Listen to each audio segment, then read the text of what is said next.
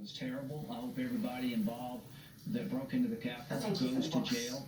But I don't remember any of these house managers saying a damn thing when they were trying to break into my house and going after Susan Collins and spitting on all of us.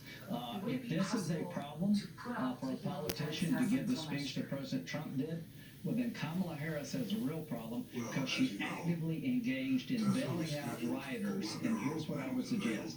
If you're a politician trying to raise bail for people accused of rioting, you're inciting more riots. But here's something nobody's talked about that's important. If there's pre-planning, there is no incitement. Do you agree with that? There's just yes, a lot going on right now, and I do not want to go. That's right. Okay, so here's what the managers did. Yeah, I'm asking you, but this is, people said I didn't pay attention today, they're wrong. The managers have got this cockamamie idea, absurd theory that Donald Trump was monitoring the Proud Boys website and other far-right websites, and that he and Dan Scavino knew this was going to happen and they encouraged it. That is Looney Tunes, and you know why they're saying that? Because if the president didn't know, and it was actually pre-planned, he's not guilty. So for the first time today, they're trying to create a storyline that Donald Trump was in on it before it happened, that he was monitoring the Proud Boys and other crazy websites, and he knew they were going to come to Washington and with violence on their mind, and he encouraged it. That is beyond bizarre. This is not evidence. This is a liberal Democratic novel being presented as evidence. That can't be right. Yeah.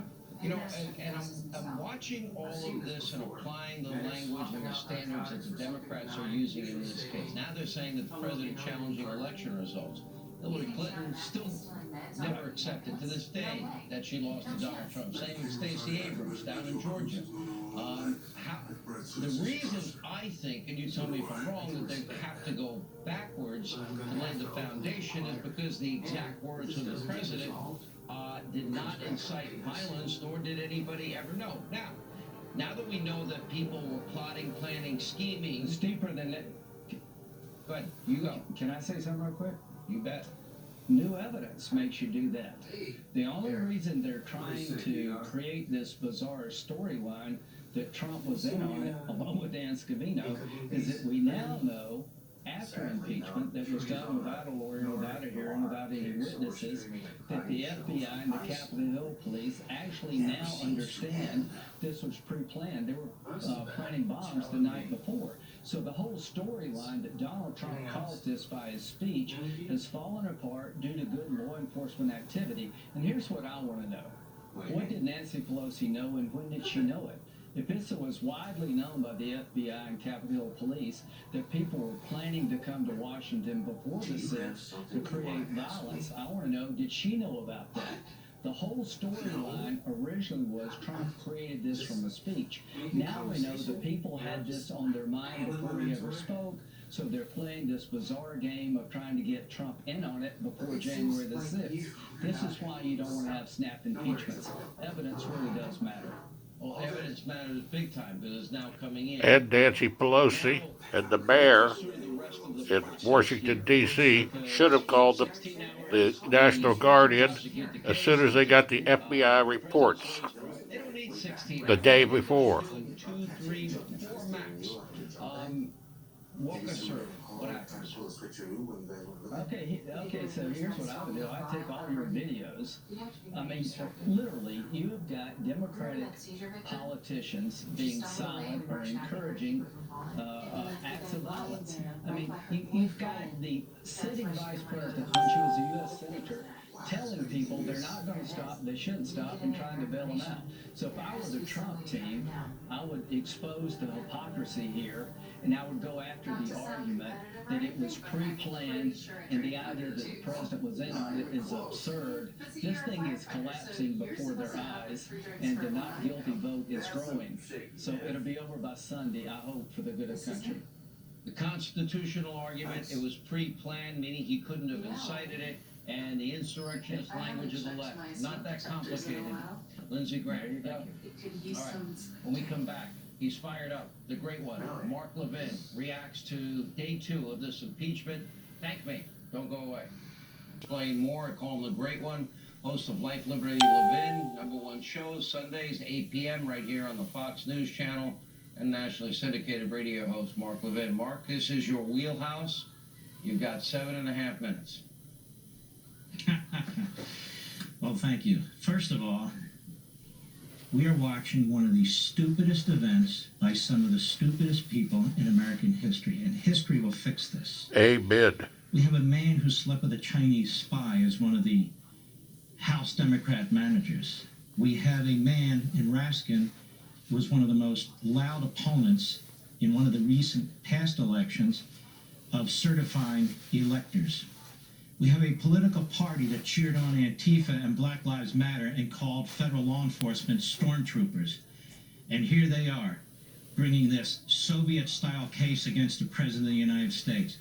Have there ever been this many stupid members of Congress in your life? And the senators sit there?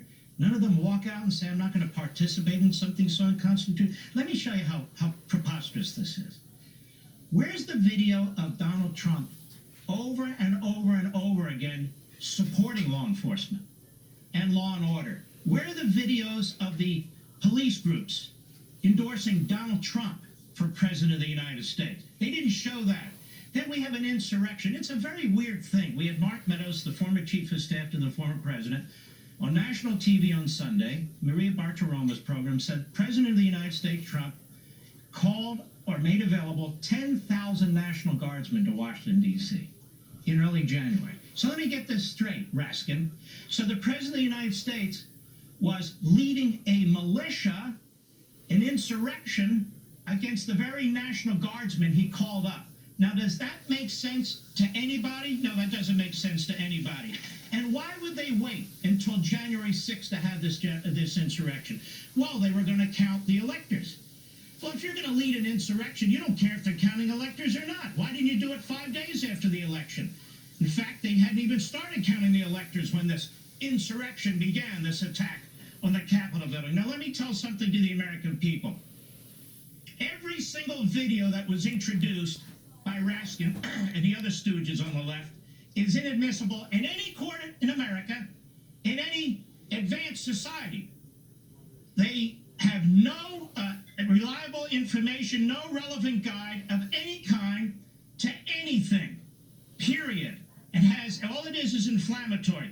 Affidavits signed by defendants that are drawn up by their lawyers making these generalizations. Yes, I attacked and I committed crimes because I thought Donald Trump was directing me. It doesn't matter. The Tooth Fairy, they can think, directed them. That has no relevance. That would be inadmissible in a court of law.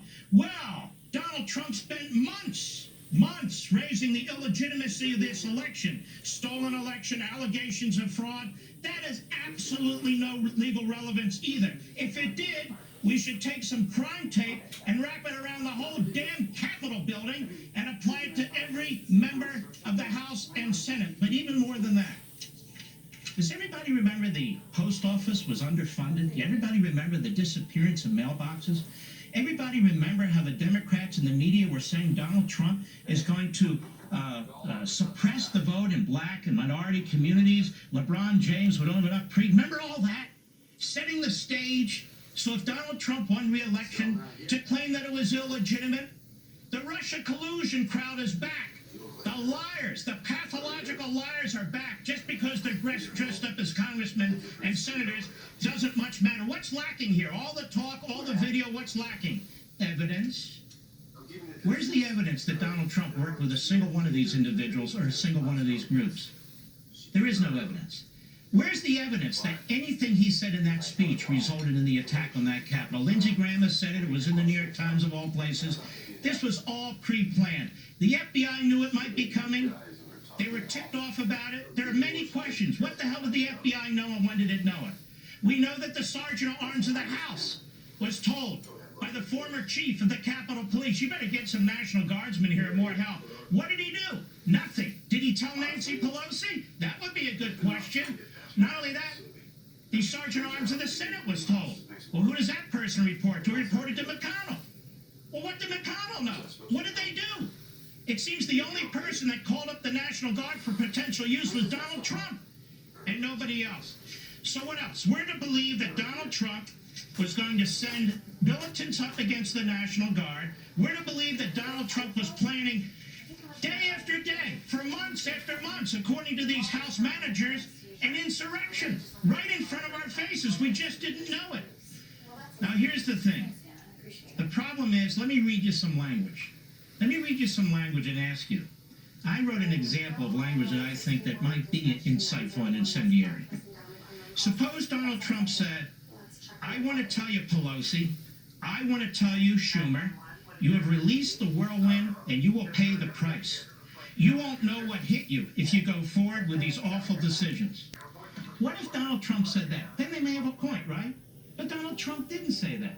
That's what Chuck Schumer said on the steps of the Supreme Court of the United States. He said, I want to tell you, Pelosi, I want to tell you, Gorsuch, I want to tell you, Kavanaugh, you have released the whirlwind and you will pay the price. You won't know what hit you if you go forward with these awful decisions. So Raskin and Swalwell and the other stooges, you think that's pretty insightful? Yeah, it's very insightful. One other thing. They stormed the Capitol to overturn the results of the election they didn't vote in. CNN did a little bit of a review of some of these people who've been charged with crimes. You know what they found out? A bunch of them never voted. A bunch of them never voted. What's happening here in the United States Senate is a disgrace.